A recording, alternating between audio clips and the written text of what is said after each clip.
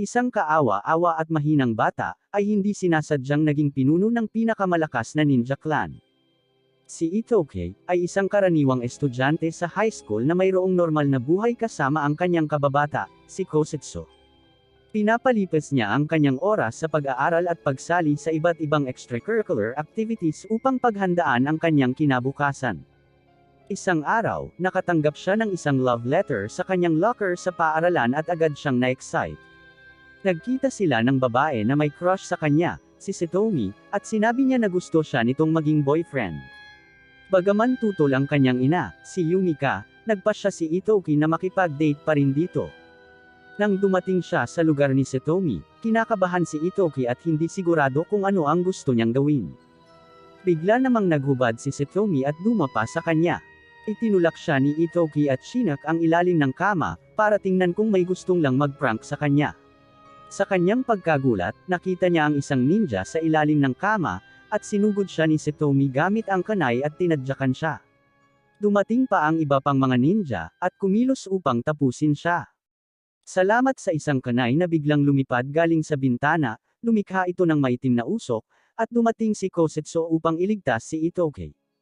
Inihagis siya nito sa bintana at siya na mismo ang nakipaglaban sa mga ninja.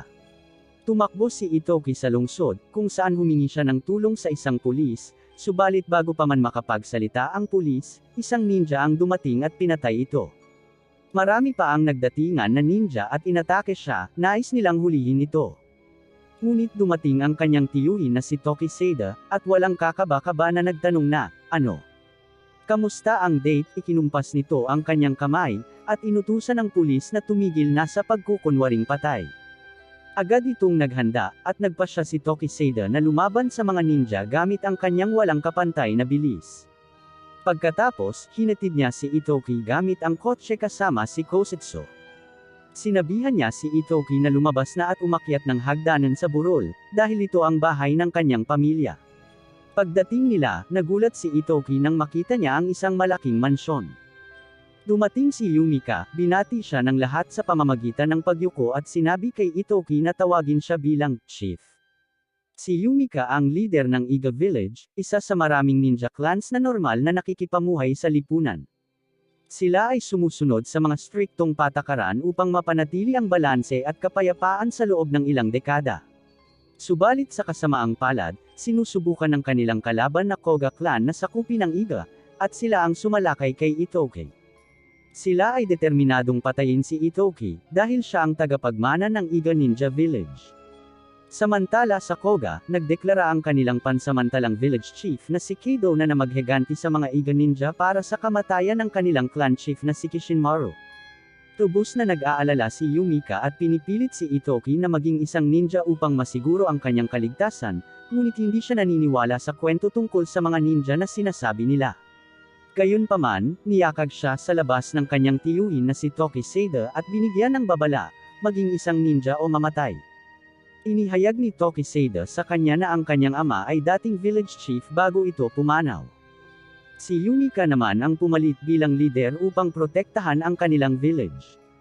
Dahil sa sobrang emosyon, tumulo ang mga luha ni Itoki sa pagkakaalam ng mabibigat na pasanin ng kanyang ina. Upang matulungan ang ina, pumayag siyang maging isang ninja rin. Kinabukasan, sinabi ni Ria kay Itoki na tinanggap siya sa Kokute Ninja Academy, ang tanging paaralan ng ninja sa Japan na aprobado ng National Ninjutsu Security Measures Committee, NSC. Ipinaliwanag niya na 70 taon na ang nakararaan, isang malaking digmaan sa mundo ng mga ninja ang nagdulot sa pagkakabuo ng NSC upang maiwasan ang mga susunod na alitan sa pagitan ng mga clan. Upang matanggap sa akademya si Itoki, kailangang pumasa si Itoki sa isang mahigpit na admission exam. Sa araw ng pagsusulit, nagulat sina Itoki at Kosetsu nang malaman nila na ang lokasyon ng examination ay pag-aari ng Koga clan. Pumasok sila sa silid ng eksaminasyon at nakita nila ang iba pang mga estudyante, kasama ang isang lalaki na nagpapaliwanag sa examination, ito ay ang hide and seek. Ang hider ay umalis muna at nagtago sa kung saan sa service area. Isang minuto pagkatapos, kailangan hanapin ng seeker sa loob ng 10 minuto ang hider, o matatanggal siya sa pagsusulit.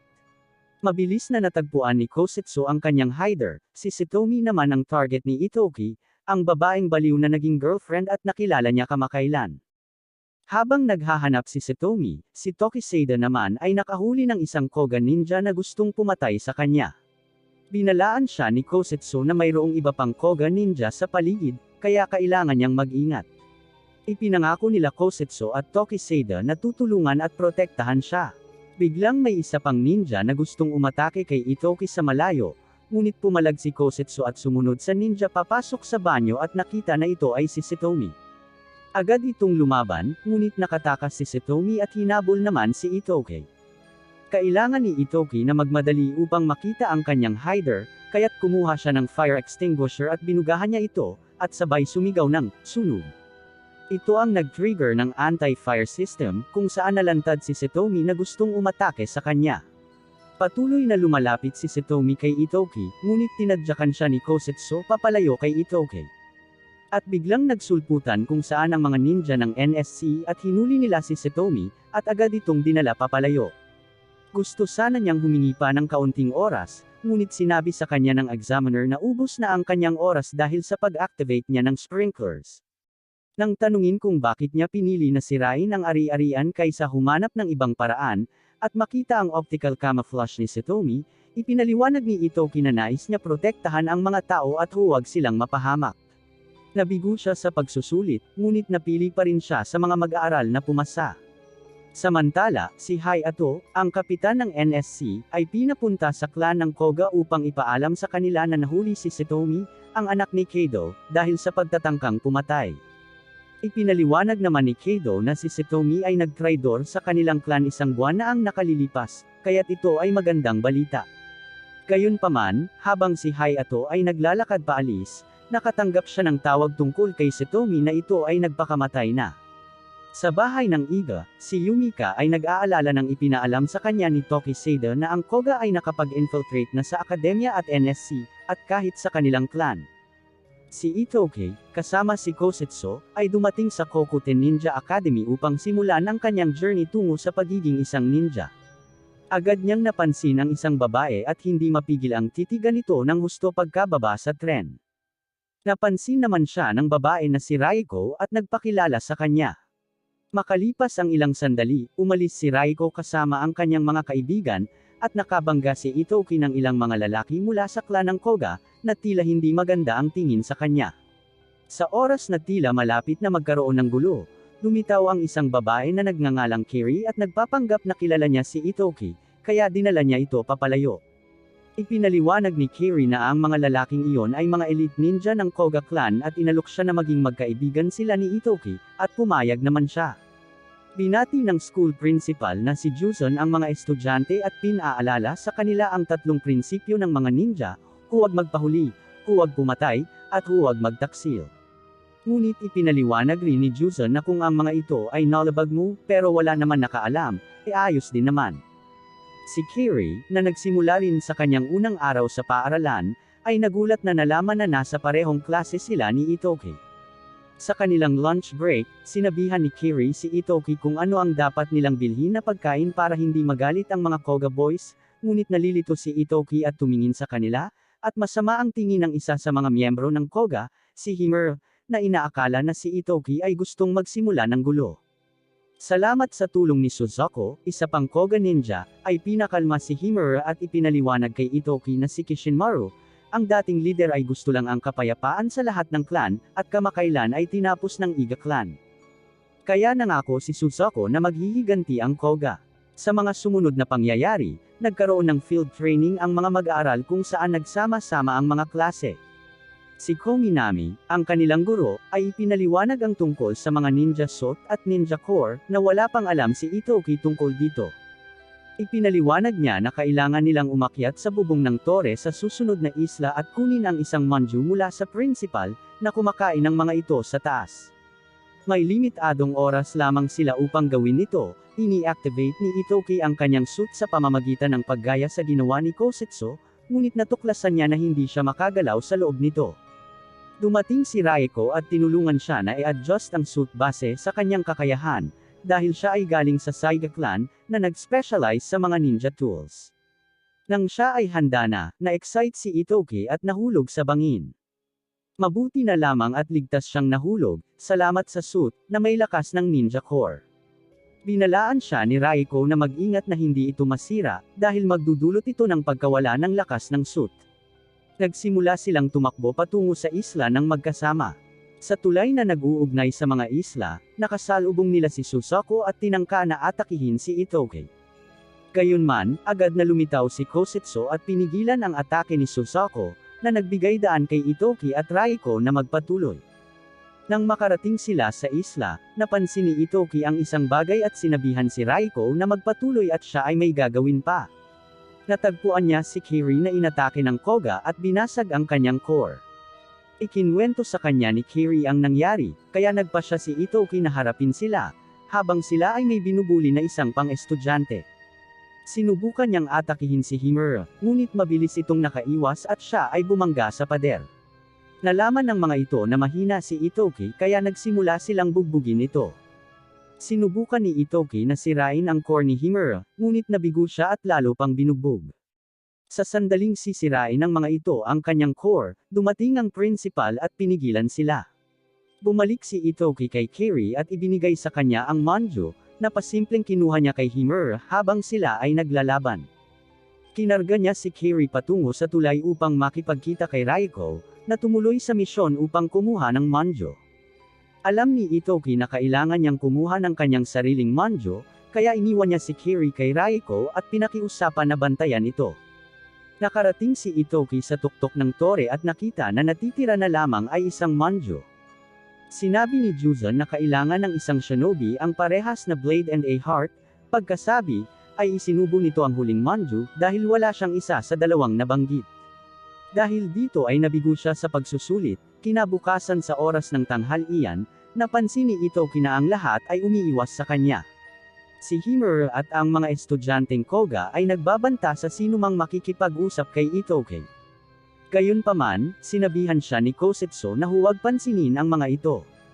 At umupo silang magkakasama, kasama ni Kiri at Raiko. Nasa mahirap na sitwasyon si Itoki at ang kanyang mga kaibigan dahil mayroon na lamang silang 2 araw para maghanda sa kanilang written test about sa ninja tools. Dahil alam ni Raiko, ang anak ng leader ng Saiga, na bumagsak si Itoki sa kanyang huling pagsusulit, inalok niya si Itoki na tutulungan sa kanyang examination.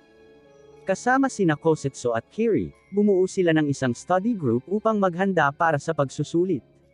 Gayunpaman, ibinunyag ni Kiri na hindi naman talaga kailangang mag-aral, kailangan lamang nilang nakawin ang mga sagot na itinago ni Kominami. At kung mahuli sila, ay hindi sila makakapasa, dahil eksperto si Raiko sa ninja tools, alam niya kung paano ito gagawin. 2 estudyante pa ang sumali sa grupo ni Itoki matapos na ma-impress sa kanyang tapang. Sa gabing iyon, sila ay sumalisi papasok ng opisina ni Kominami upang nakawin ang mga sagot. Gamit ang isang drone na katulad ng shuriken, natagpuan ni Itoki ang safe box at susi nito, ngunit narinig sila ni Kominami at sila ay hinabol. Nagdesisyon si Kiri na maghiwa-hiwalay at ilayo si Kominami, upang ang iba pang miyembro ay makuha ang mga sagot at tumakas. Kinabukasan, nagsimula na ang pagsusulit ni Kominami, ngunit napagtanto nila na napalitan na ang mga sagot. Tumatawa si Yumira, isang ninja ng Koga, sa ginawa niya kagabi. Alam niya na hindi siya mahuhuli bago nila makuha ang mga sagot. Bilang parusa sa pagkabagsak sa pagsusulit, pinag-utos ang paglilinis kay Itoki at sa kanyang mga kaibigan, ngunit tinulungan pa rin sila ni Raiko kahit pasado na siya sa eksaminasyon. Habang naglilinis, lumapit si Kosetsu kay Itoki at sinabi sa kanya na siguro mayroong traidor sa kanilang grupo. Malamang ang Koga clan ang nagpalit ng mga sagot, at mayroong nagsabi ng kanilang plano. Samantala, nakatanggap si Hayato ng resulta ng autopsy ni Satomi at ito ay kanyang binasa, ayon dito mayroong misteryosong chip na nakakabit sa kanyang utak. Sa pagtatapos ng klase, tinipon ni Kominami ang lahat ng mga estudyante upang ipaalam sa kanila ang magiging pagsusulit ng klase. Pero siya ay may paalala, taon-taon, mayroong mga nasugatan at minsan ay namamatay pa. Pinag-usapan ng grupo ang kanilang plano upang pumasa sa pagsusulit, ngunit hindi kasama si Itoki at Kosetsu dahil mayroon silang ibang misyon, ang malaman kung sino ang traidor. Upang tulungan si Itoki sa kanyang misyon, ibinigay ni Raiko ang kanyang makabagong ninja tool, Ito ay makakapagpalit siya ng kanyang kaanyuan at kahit ang kanyang boses kapag ginamit kasama ng ninja suit. Samantala, may sariling plano si Kosetsu. Naniniwala siyang may gagawin na hindi maganda ang Koga sa pagsusulit at nais niyang tapusin si Suzaku.